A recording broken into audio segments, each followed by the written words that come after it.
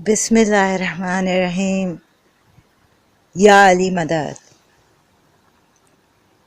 I'm going to keep drilling this to you people, whoever listens to this recording and the other ones of mine, that whatever is now happening around the world, the terrorism, they are not Muslims. They do not by any way represent Islam or Muslims. This thing was planned long ago. And I'm telling you this because I've been hit by an insight, the true insight into all this. Contemplating, thinking, talking, and uploading my talks.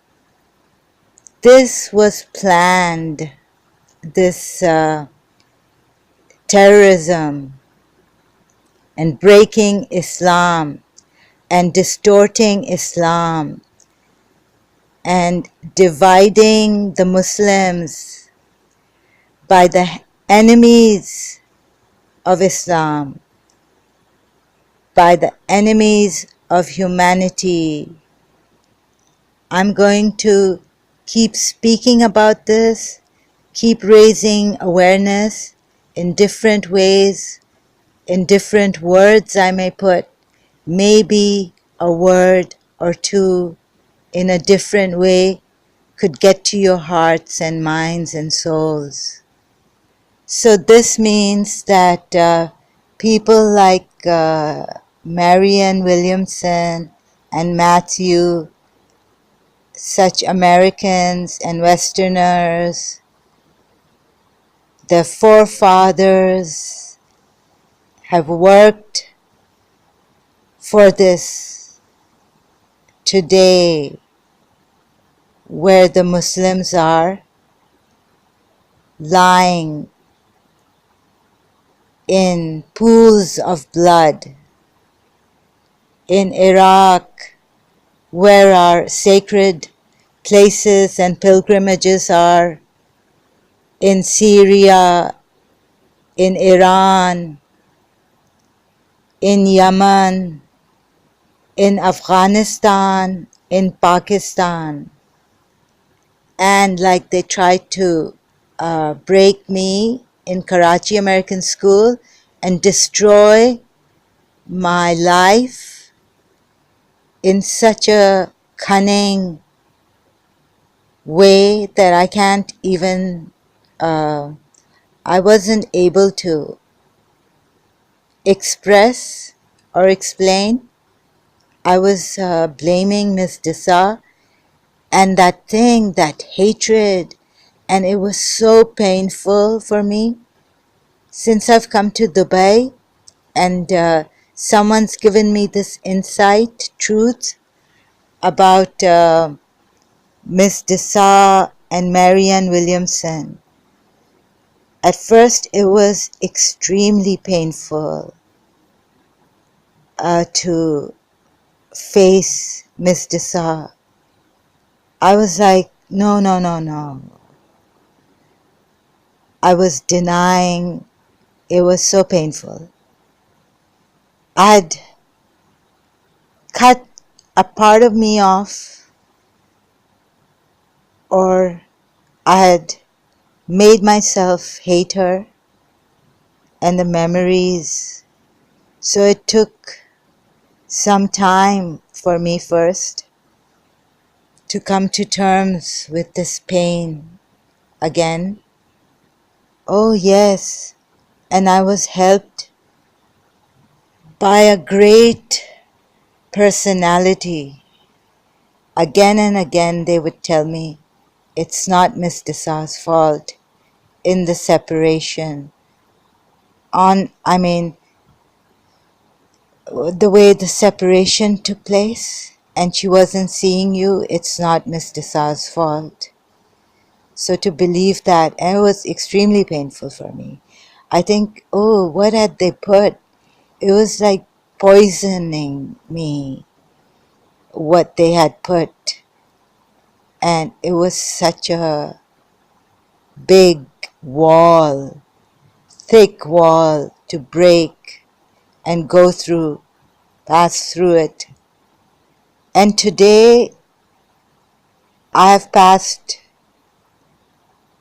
broken the wall of hatred that Marianne Williamson and Matthew had made between Miss Desa and me.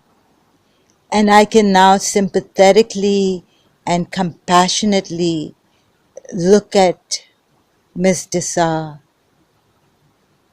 And so it's going to be, I don't know how tough for the rest of the Muslims, whom the Westerners and enemies of Islam like Marianne Williamson and Matthew, Mr. Horton, Dr. Webster, Dr. Todd, whoever has been helping these, amongst these wicked people, helping one another against us to make us hate each other. And this hatred wall is sadly, tragically, so it just makes us stubborn, hard-hearted, because we had to, in such an abrupt and wicked way, let go of the love that we have for one another. Like they wanted us to cut our hearts, and so they could build on our love that they took, but they don't have it. They're just plagiarizing. They're copying us. They're plagiarizing our true words from the heart. And they're making it into their lucrative businesses, getting money out of it, and fashionably selling it. Oh, people, they've come into our lands, our cultures, and they have done deep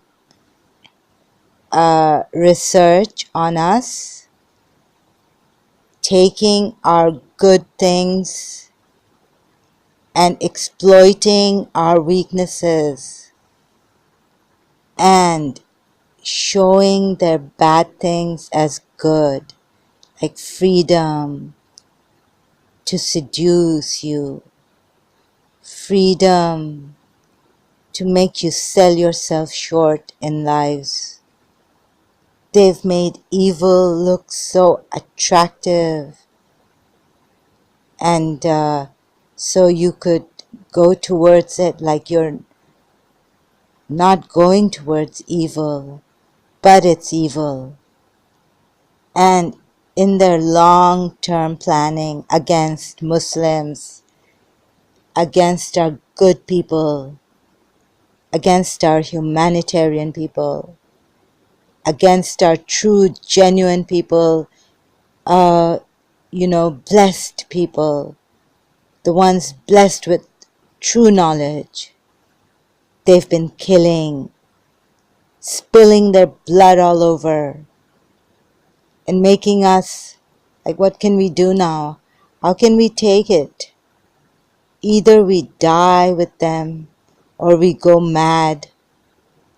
And they're getting better and better in showing us how beautiful, how attractive they are in their words, in their living, in their selling, in their buying, in their making profit. and they've created this. Listen, please. They've made us into hating one another, dividing us. I can assure you that a Shia doesn't meet a Sunni in a way they want us to meet and fight and argue. So please, those who have been under hypnosis and black magic and Kabbalah or whatever you call it, it's there.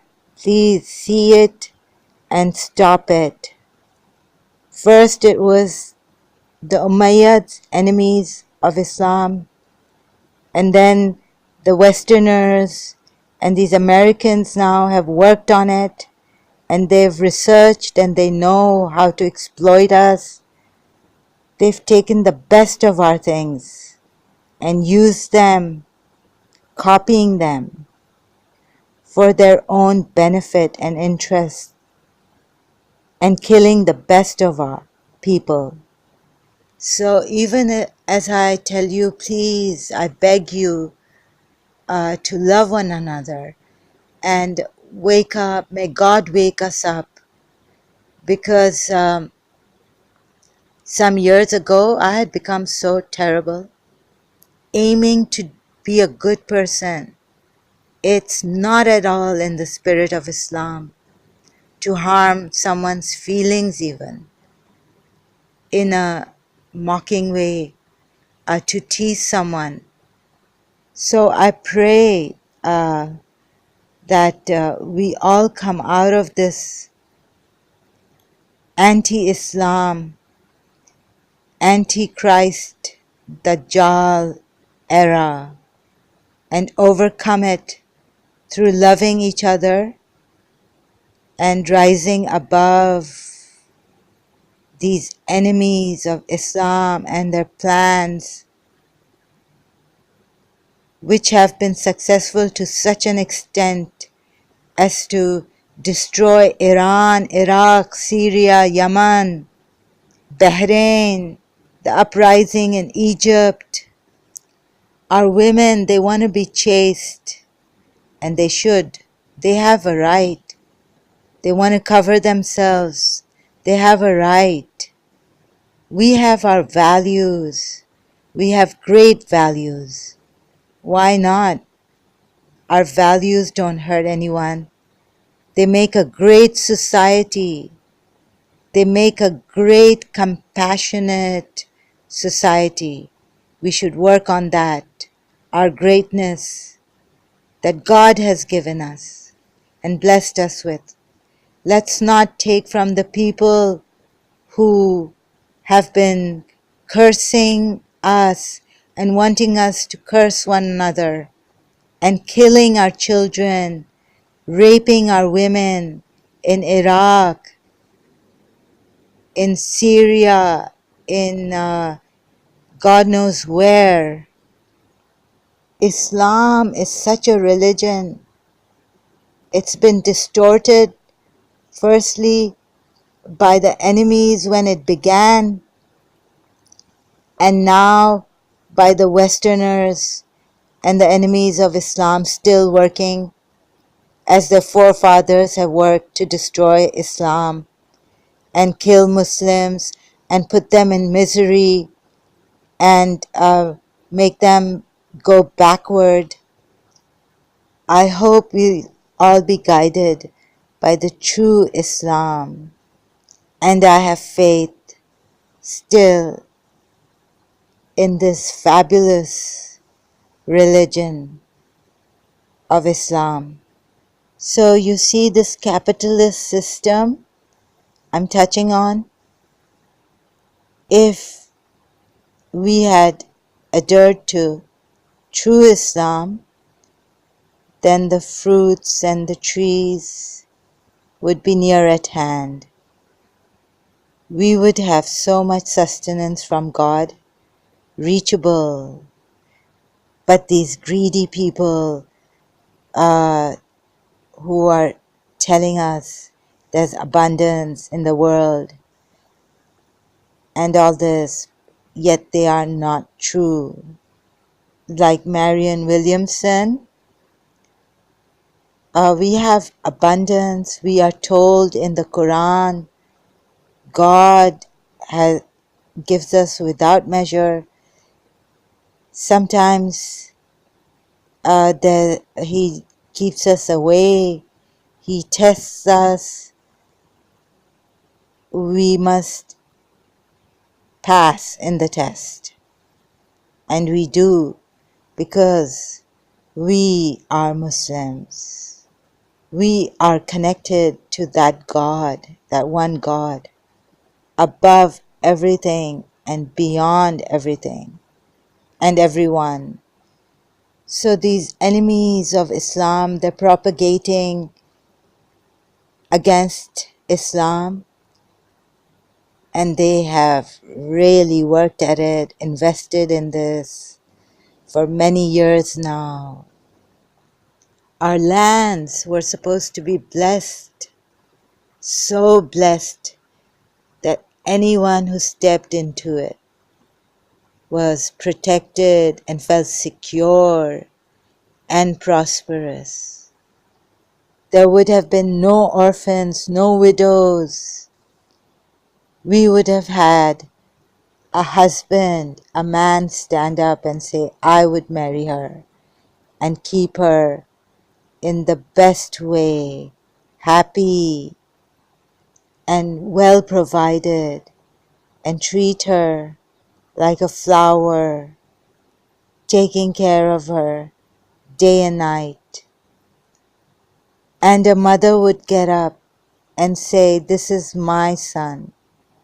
So, my global family, in name, because I'm unable to do what Islam, true Islam, requires me to do.